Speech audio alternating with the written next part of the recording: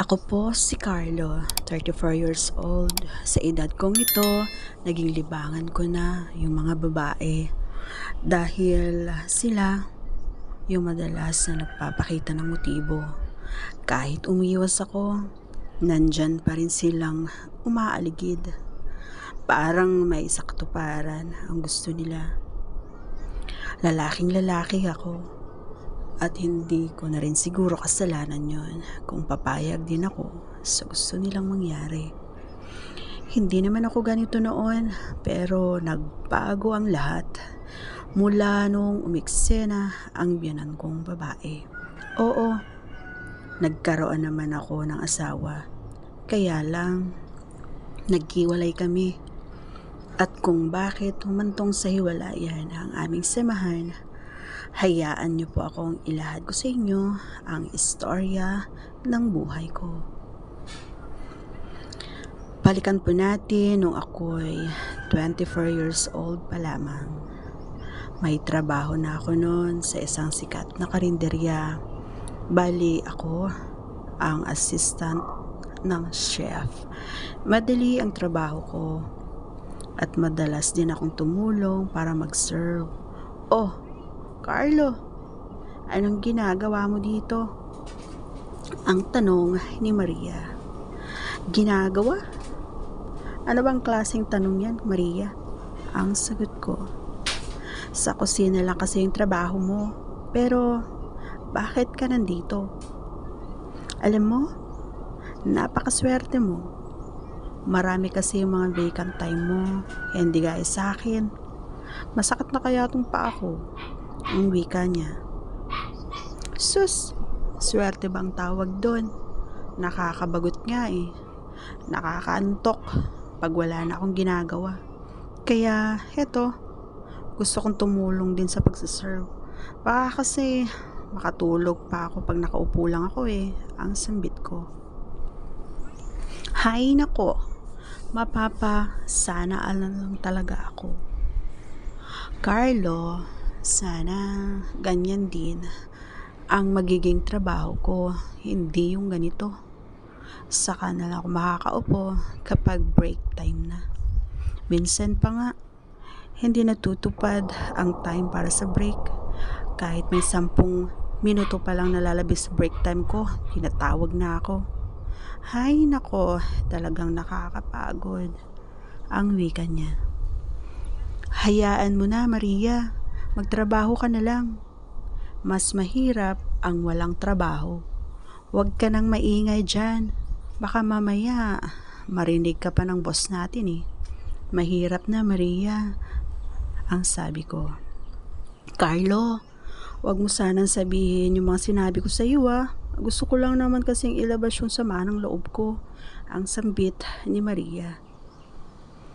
Huwag kang mag-alala. Naintindihan kita, Maria. Kaya wala kang dapat ikatakot.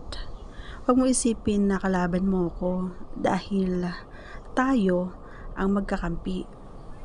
Pareho lang tayong naninilbihan dito. Kaya dapat tayong dalawa ang magkaintindihan, hindi yung magkasiraan. Sige na, Maria, mamaya na lang tayo mag-usap. Magtrabaho muna tayo. Baka mamaya may makakita sa atin dito na nag-uusap, ang sabi ko. Mula ng araw na nag-usap kami ni Maria ng masinsina, naging close na kami. Matagal na kami magkasama sa trabaho niyon, pero doon ko lang nalaman na sobra-sobra pala siyang nahihirapan. Akala ko magiging close lang kami ni Maria, hindi pala. Dahil hindi ko namamalayan na unti-unti na pala akong nahuhulog sa kanya. Oo, na-inlove na ako kay Maria. May mga katangian si Maria na wala sa ibang babae. Mabait at maganda siya. At higit sa lahat, marunong makisama. Hindi siya kagaya ng babaeng masagwa kung gumalaw. Mahinhin si Maria. Yung nararamdaman ko para kay Maria, sinubukan ko pang itago. Pero hindi ko na napigilan pa. Paano ba naman kasi? May nabalitaan akong naliligaw sa kanya at hindi basta-basta ang lalaking ito dahil isa siyang inhinyero. Bago dumating ang araw ng day off namin ay kinausap ko na si Maria. Maria, day off natin bukas ah. Anong plano mo?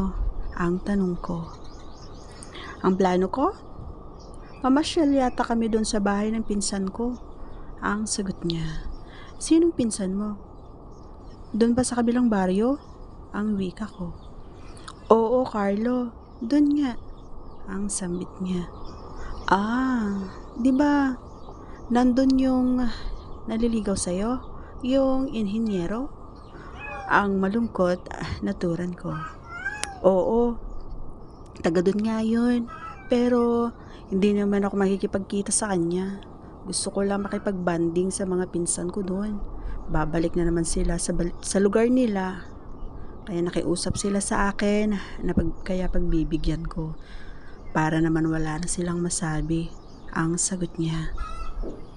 Maria, kapitbahay lang nila yung inhinyero na yun. Kaya hindi maiwasan na magkita kayo. Ang sabi ko. Teka, Carlo, bakit ka ba nagkakaganyan? Anong ibig mong sabihin yan? Parang insecure ka yata sa nanliligaw sa akin ah. Pwede bang sabihin kung bakit ka ganyan? Ang tanong niya. Nashock ako sa mga sinabi ni Maria. Hindi ko alam ang isasagot ko sa kanya. Pero mas pinili kong umamin na lang kaysa itago ang tunay na aking nararamdaman. Maria, mahal kita. Gusto kita. Sorry, pero iyan yung nararamdaman ko. Mahal na mahal kita. Ang nahihiyang sagot ko. Lumipat si Maria sa aking tabi at inakbayan niya ako. Ay, salamat. Buti naman at umamin ka na rin, Carlo. Alam mo, ang tagal ko nang hinihintay na umamin ka. At dahil umamin ka na, Carlo, hindi na ako magpapaligoy-ligoy pa. Mahal din kita. Mahal kita noon pa. Huwag mo sanang isipin na may iba akong gusto dahil sa tagal ng pagsasama natin, kilala na kita ng gusto. Ayaw kong mahirapan ka at mas lalong ayaw kong magsawa ka sa panliligaw. Carlo, ngayon pa lang sinasagot na kita. Mahal na mahal din kita. Ang sagot niya. Niyakap ko ng mahigpit si Maria dahil sa sinabi niyang yun. Carlo, ngayon na boyfriend na kita, gusto kong makilala mo na ang aking ina. Ang sambit niya. Ha? Bakit yung ina mo lang? Paano kung gusto ka ding makalina ang ama mo? Pwede ba yun, Maria? Ang tanong ko. Pasensya ka na, Carlo kung si mama lang ang makikilala mo dahil alam mo, kahit ako, hindi ko kilala ang aking ama. Hindi ko alam kung saan ako nanggaling. Ilang beses ko na din tinanong si mama tungkol dito pero wala pa rin. Hindi man lang niya kayang sagutin yung mga katanungan ko sa kanya. Alam mo ba? Lumaki akong bastarda at nang dahil sa pagiging bastarda ko, nawalan na ako ng ganang pumasok sa school kasi palagi nila akong binubuli. Kaya yun, nung matapos ko na yung high school, kahit gusto kong mag-aral, mas nangingibabaw na yung takot ko. Baka lalaitin lang nila ako. Ang malungkot na sambit ni Maria. Maria, ikinalulungkot kong marinig ang mga yan. Pasensya ka na Sorry Kailan ba ako pwedeng dumalaw? Ang pag-iiba ko sa aming usapan.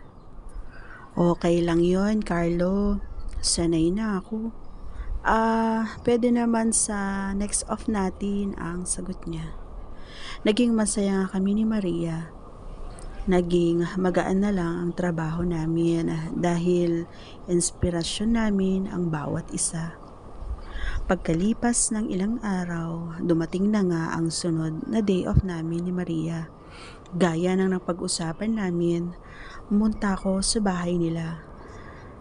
Tabi lang ng kalsada ang bahay nila, kaya pagbaba ko noon mula sa sinakyan ko, nakita ko na agad si Maria at may kasama siyang babae na sa unang tingin halos magkaedad lang naman sila.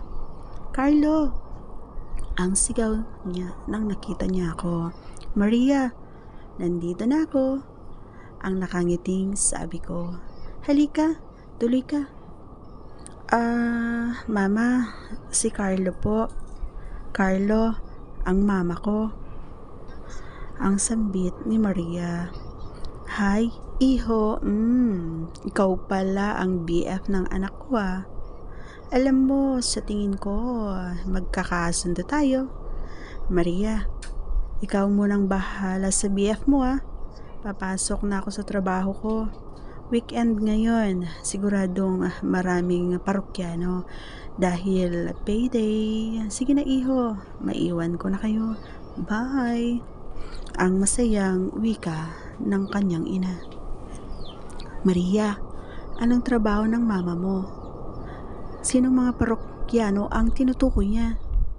Ang nagtatakang tanong ko kay Maria. "Carlo, kung sasabihin ko ba ang trabaho ni mama, hindi ka kaya mag-ibang pakikitungo mo sa akin?" Ang sagot niya. "Maria, mahal kita. Huwag kang maalala or mag-alangan na sabihin ang totoo." Ngumiti si Maria at napabuntong hininga bago nagsalita. Carlo, sa club siya nagtatrabaho at gaya nga na nakikita mo, ganyan si mama." Ang sagot niya. Natigilan ako sa sagot ni Maria at doon ko na lang naisip yung sinabi niya tungkol sa kanyang ama. Kung sa club nagtrabaho ang ina niya, malamang sa malamang isa sa mga customer niya ang nakabuntis sa kanya noon. "Carlo, bakit bigla kang natahimik?" Ang tanong ni Maria. "Maria, ngayon ko lang naisip yung sinabi mo sa akin. Kaya siguro hindi niya alam kung sino ang ama mo. Ay dahil ganon ang trabaho niya." Ang sagot ko. Oo nga hindi man lang niya alam kung sinong nakabuntis sa kanya. At isa pa, maraming trabaho yung pwedeng gawin. Bakit ganun pa yung napili niya? Buti sana kung nag-iingat siya, hindi naman. Kaya heto, nadamay ako sa ginagawa niya. Ang malungkot na sambit ni Maria. At habang nagsasalita ang girlfriend ko, nung napansin kong nag-uuna nang pumapatak ang mga luha nito. Sa nakikita ko sa kanya, nakaramdam ako ng awa. Niyakap ko siya ng sobrang higpit. Iyong pagkakayakap ko sa kanya, hindi ko lubos akalain na hahantong na pala sa masikip pang yakapan. Pareho kasi kami nakaramdam na para bang may nag-uudyok sa amin para gawin yun. Kinalas ko ang yakap ko sa kanya at tinitigan ko ang mga mata niya. Pababa sa mga labi nito. Maya-maya pa ay dahan-dahan koong hinalikan. Gumanti ang halikan si Maria at doon nagumpisang maging malikot ang mga kamay ko. Hanggang sa niyaya niya akong pumasok sa kanyang kwarto. At doon namin pinaramdam ang bawat isa ang aming pagmamahalan. Pareho kaming nasiyahan at sobrang pagod namin.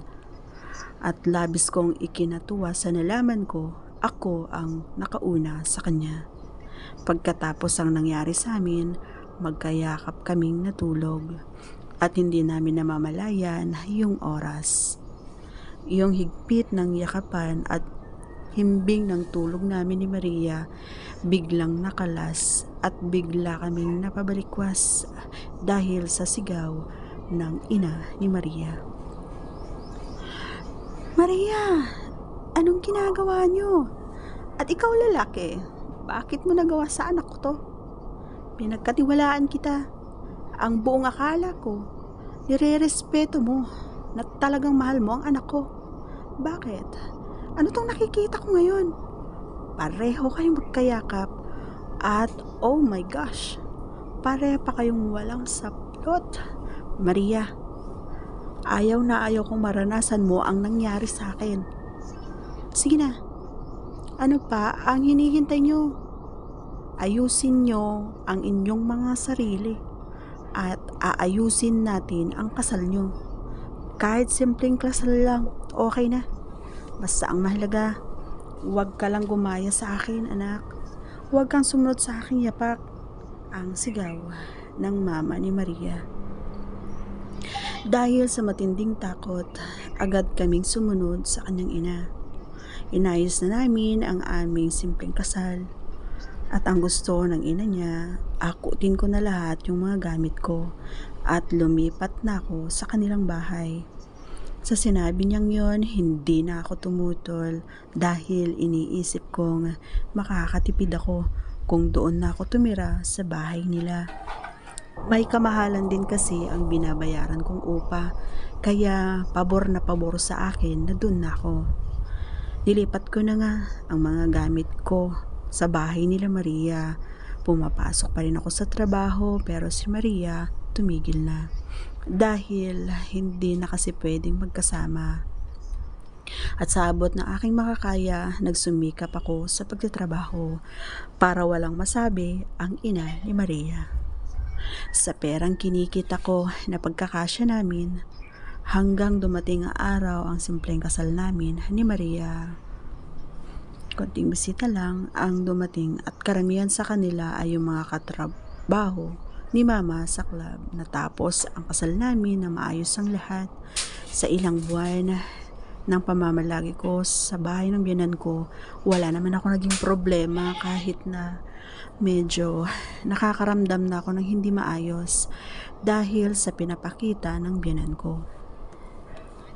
Paano ba naman kasi? Madalas itong magsuot ng mga damit na kaakit-akit. Hindi ko alam kung bakit ganon ang mga sinusuot niya. Pag alam niya nga may buwanang dalaw ang asawa ko, parang may gusto siyang sabihin na hindi niya masabi-sabi. Sa mga napapansin ko sa aking biyenan, pinapakiramdaman ko si Maria kung magreklamo dahil sa ganun ang suot ng ina niya. Pero wala. Deadma lang sa kanya yung mga nakikita niyang sinusuot ng kanyang ina. Pero nung time na ako yung napuno, dito na ako nagsalita at ang sabi ko, Maria, hindi mo ba nakikita yung mama mo? Hindi ka man lang ba magsalita? Ang tanong ko sa asawa ko. Carlo, sa tagal namin magkasama ni Mama, sanay na ako na ganyan siya. Kung tutuusin niya, kulang pa yung nakikita mo. Hindi pa niya tinodo yan. Maghanda ka na. Baka mamaya biglang mag-iba yung isip niya at gawin niya ang sinasabi ko. Huwag mo nang pansinin. Talagang ganyan na siya. Ang sagot niya. Ano? Huwag pansinin? Maria, hindi man lang maiilang? Kung dati, dalawa lang kayo rito sa bahay na to, sige. Pwede niyang gawin ang mga gusto niya dahil babae naman kayong pareho. Pero iba na gayon, Maria. Ang galit na sabi ko. Masanay ka na dyan kay Mama, Carlo. Sa club nagtatrabaho yan, huwag mo nang pansinin. Sige, may pupuntahan lang ako. Ang pag-iwas ni Maria sa aming usapan. Hindi na ako noon nakasagot dahil umalis na siya. Carlo, narinig ko ang mga pinag-usapan niyo Yung mga sinabi mo sa anak ko, narinig ko ang mga yun. Masanay ka na dahil gaya ng sinabi ng anak ko, ganito na ako. Ang sambit ng biyanan mula sa aking likuran. Nung time na yon, mas minabuti kong wag nang sumagot. Ang ginawa ko na lang nun, naglakad na ako palayo sa kanya. Nakakabalaw isipin na may biyanan akong ganito, ang bulong ko sa aking sarili. Pagsapit ng hapon, nagtataka ako kung bakit umuwing lasing ang asawa ko. Nakakapanibago kasi dahil hindi naman siya umiinom. Magkatabi kaming natulog noon na masama ang loob ko sa kanya. Kasi nga naman, schedule namin anong gabing nagpakalasing siya. Ilang araw ko din kasing hinihintay na matapos ang buwan ng dalaw niya. At eto na nga, tapos na, pero lasing naman siya. Hindi ako mapakali sa aking higaan hanggang sa bumukas ang pintuan ng aming kwarto. Maya-maya pa ay naramdaman ko ang kamay ng biyanan ko. Yung ibon agad ang kanyang dinakba. Oops! Ano ba? Ang sambit ko. Carlo, huwag kang maingay. Ako to. Ang sagot ni Mama. Oo, Mama, alam kong ikaw yan. Pero, anong ginagawa mo? Baka mamaya, magising ang anak mo eh. Ang sambit ko. Magising? Ha! Maniwala ka. Paano magigising ang asawa mo? Lasing na lasing. Sige na kasi. Hayaan mo na ako. Pagbigyan mo na ako, Carlo. Ang malambing na tura nito.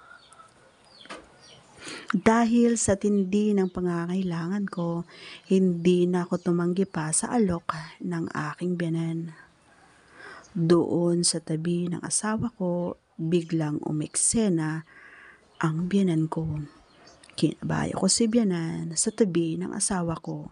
Pagkatapos nun, parang hindi pa rin ako makapaniwalang natikman ko ito.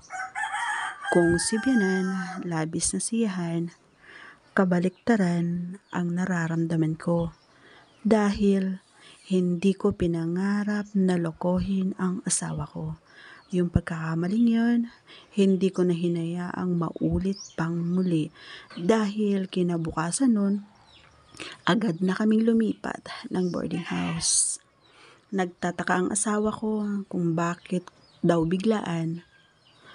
Ang sagot ko naman, ayaw kong magkasala at matukso sa nakikita kong pananamit ng ina niya. Yun na lang ang dahilan ko. Ang hindi niya alam at hindi ko yun masabi sa kanya, nangyari na pala ang lahat sa amin ng kanyang ina. Sa ngayon, magkasama pa rin kami ni Maria at yung biyanan ko naman, ayun, patuloy pa rin sa kanyang ginagawa. May nagkakagusto pa rin naman sa kanya kahit may edad na. Kung sa bagay, edad lang naman kasi ang tumatanda sa kanya pero sulit ang performance nito. Napakagaling ang aking biyanan. Kaya sigurong marami pa rin yung nahuhumaling sa kanya kahit na ito ay kulubot na. Yung isang beses na nagkaasala ko sa aking asawa, parang gusto ko pang ulitin yun dahil sa katunayan, napapabayaan na ako ng asawa ko. Sobrang abala na sa kanyang ginagawa. Hindi niya naman lang naisip na may asawa siya at may pangangailangan din ako. Sana nga maniwanagan pang isip ko para hindi na ako muling matukso. Dito ko na po winawakasan ang istorya ng buhay ko. Lubos na nagpapasalamat, Carlo.